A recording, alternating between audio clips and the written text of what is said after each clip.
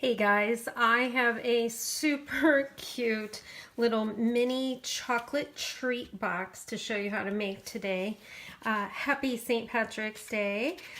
This guy's so cute. So there's the cute little chocolate inside, the little Merci chocolate bars. And look at that. So this is made with designer series paper, and this is super fun stuff.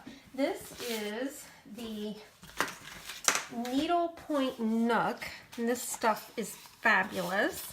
One side of this designer series paper has all this fun stitched details. So it's like little, kind of from the 70s, maybe when you were a little girl. And then on the other side has these bright pops of color that also have either tiny stitching or really simple, what almost doesn't even look like stitching, but it's still a pattern. So these things are super fun. And I'm going to be making a sample today. You can see the ones I've already made using, this is Old Olive here. And then I'm gonna add some shaded spruce, and we're gonna make a little St. Patrick's Day version. So how fun is that? I have used the amazing and one of my favorites, Layering Circles Framelit dies. And then I've also used these super fun that are also in this needlepoint nook set that coordinate with the paper. These fun little mini punches. You can see here I punched some of the designer series paper, and there's these baby little leaves. And then on this one I've used the framelits that I showed you earlier. And of course we've got a little punch detail on the side here too. And you could just go to town. I've made my little mini shamrock guy here using another awesome set that would perfectly coordinate with this paper. It's called the Stitched All Around stamp set. Super fun, has stitching details.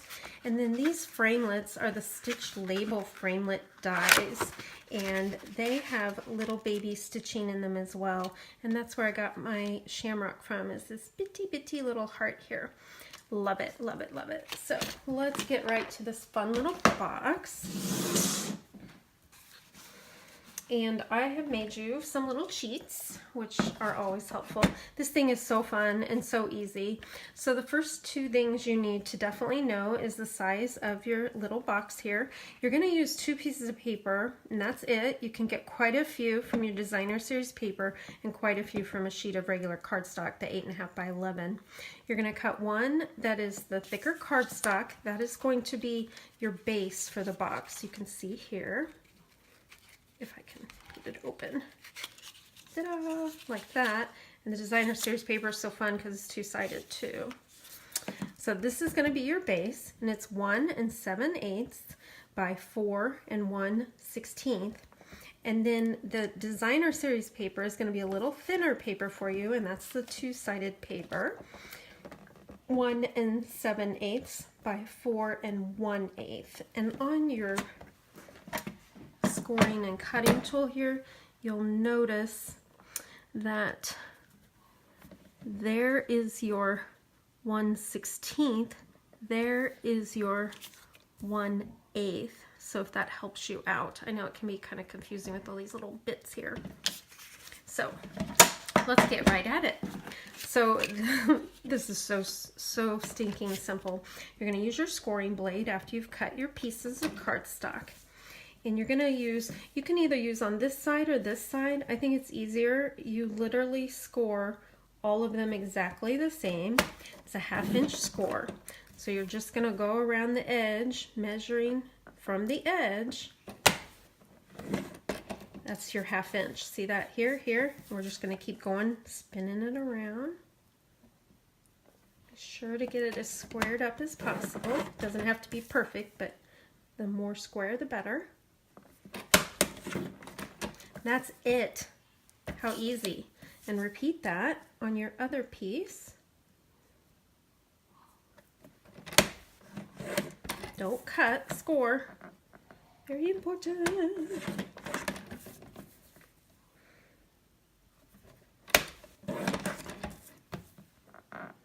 You can make a whole mess of these really quickly. And these chocolates particularly come in a box with numerous pieces. They don't come just individual.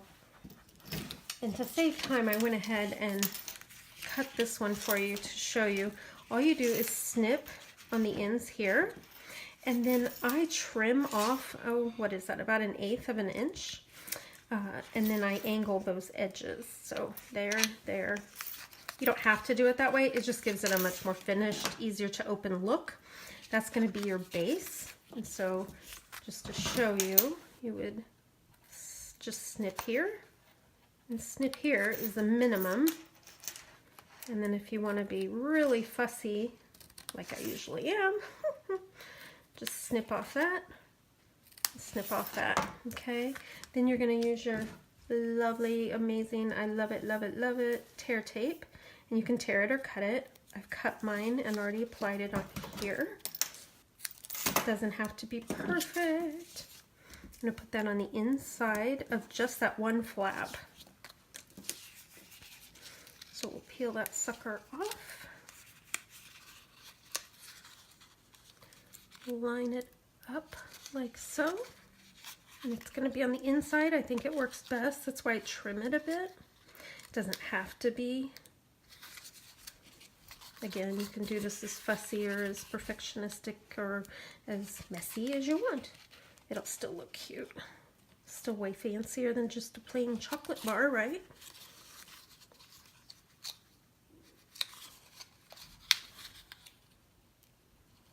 You can see mine's not perfect. If you wanted to, you could trim that up, but it really doesn't matter. That is where your chocolate's gonna go. There's my chocolate, yummy. And then this one is going to be our top, or our decorated side. And I like to score everything first. Then I'm gonna use a 3/4 inch circle punch. And you're just gonna center it on paper. And again, I'm just eyeballing this. You could measure it perfect if you want. And you're gonna do a little less than half to give you that little finger box opening thing. I don't know what that's called. I'm sure it has some technical term, but again, we're not fussy about it. And you can be even less fussy with the designer series paper because it's thinner. I think it's easier to work with actually than the cardstock, just because it's a little more forgiving. Like so. And I'm just barely angling that and just barely snipping off a bit. I just don't like the bulk on the ends. With tear tape. And you could put the tear tape on first, I guess, and just snip it. But again, you'll see it's not anything that has to be perfect or exact. I don't even have it to the end there. It'll still work great.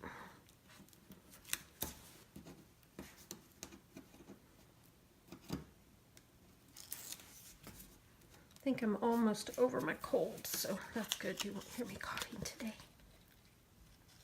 Maybe have green beer. I did lots of crafting today. I was going to do brunch in my cute little shamrock leggings, but I stamped instead. I mentioned that. All right. See how cute that is? Super easy. And then you can really, it's so cute. Just the size of it. You don't even have to decorate it. But of course, I want to. So how fun is that?